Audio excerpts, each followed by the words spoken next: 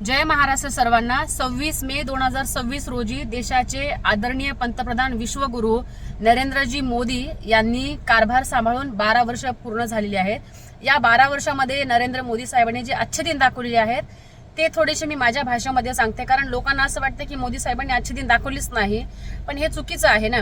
खरं तर मी सुरुवात करते 15 लाखापासून। आदरणीय मोदी साहेबांनी सांगितलं होतं 12 वर्षापूर्वी की हर किसी के खाते में 15 लाख रुपये आएंगे भाइयों और बहनों।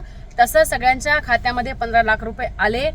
त्यानंतर मोदी साहेबांनी सांगितलं होतं की वर्षाला 2 कोटी नोकऱ्या भरती करणार, तर मोदी साहेबांनी वर्षाला 2 कोटी नव्हे तर 5 कोटी नोकऱ्या भरती केल्या। त्यानंतर मोदी साहेबांनी सांगितलं होतं की किसी को भी खाने नहीं दूंगा, तसंच सबको जेल में डालूंगा। तसंच आदरणीय मोदी साहेबांनी जे जे सगळे भ्रष्टाचारी आहेत त्यांनी आपल्या भाजप पक्षामध्ये घेतले। सॉरी त्या म्हणजे मोदी साहेबांनी सगळ्यांना जेलमध्ये टाकलं। सगळे चक्की पीसिंग सगळे भ्रष्टाचारी होत आहेत। त्यानंतर मोदी साहेबांनी सांगितलं होतं अरबी समुद्रामध्ये शिवस्मारक होणार म्हणून, तर अरबी समुद्रामध्ये शिवस्मारक झालं। त्यानंतर सोन्याचा भाव 4000 रुपये प्रति तोळा झालेला आहे। त्यानंतर पेट्रोल डिझेलचे भाव तर 30 रुपये प्रति लिटर झालेला आहे। गॅस सिलेंडर आज मोदी साहेबांमुळे 200 रुपयाला झालेला आहे। सोबतच शेतकऱ्याची मुलगी म्हणून मी तुम्हाला सांगू इच्छिते की शेतकऱ्याचे जे सोन्याचे भाव आलेले आहेत तर ते शेतकऱ्यांच्या शेतमालाला कापसाला 20,000 रुपये प्रति क्विंटल भाव आहे। सोयाबीनला प्रति 15,000 रुपये क्विंटलला भाव आहे। शेतकऱ्यांचे म्हणजे कांदा असेल किंवा अजून अन्य कोणती शेतकऱ्यांची शेतमाला असेल त्याला एकदम असं सोन्याचेच दिवस आलेले आहेत। एवढे छान भाव चालू आहेत। शेतकऱ्यांचं जे खत औषध बी बियाणं आहे, खताची पिशवी 200 रुपयाला झालेली आहे आणि कीटकनाशक त्याच्यावरती फ्री मिळत आहेत। शिक्षणाचं बोलायचं म्हटलं तर मोदी साहेबांमुळे शिक्षण 10वी म्हणजे बालवाडीपासून तर ते 12वी पर्यंत एकही रुपये लागत नाही।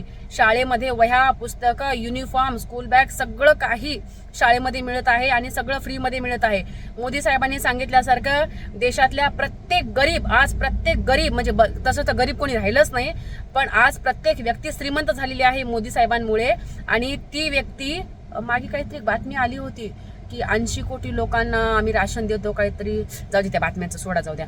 तर आज देशातली प्रत्येक व्यक्ती श्रीमंत झालेली आहे। प्रत्येक व्यक्ती आज विमानाने फिरत आहे। रस्त्याला तुम्हाला एक गाडी दिसणार नाही की कोणीच नाही दिसणार। अहो तुम्हाला सांगू का, आजकाल मी का मुंबईमध्ये टॅक्सीने फिरते, मला गाडी चालवणारच कोणी मिळत नाही। एवढे मोदी साहेबांनी म्हणजे बेरोजगार तर कोणी राहिलंच नाही। आणि खरंच मोदी साहेब, आपण जे आम्हाला म्हणजे आमची जी दिवाळखोरी जे आम्हाला तुम्ही जे आम्हाला भिकेला लावलं, सॉरी भिकेला म्हणायचं नव्हतं, ते तुम्ही जे आम्हाला एकदम अच्छे दिन दाखवलात ना, त्यासाठी तुमचे खूप खूप धन्यवाद, खूप उपकार। आणि मला तर असं वाटतंय की तुम्ही अजून पुढचे 10 वर्ष देशाचे पंतप्रधान राहावे, म्हणजे आमच्या हातामध्ये जे येणार आहे दे रे बाबा दे रे, त्याच्याशिवाय आम्ही भारतातली जनता आम्ही सुधरू शकत नाही। मोदी साहेब, तुम्ही जे आम्हाला अच्छे दिन दाखवलात ना त्याच्यासाठी थँक्यू, बाय।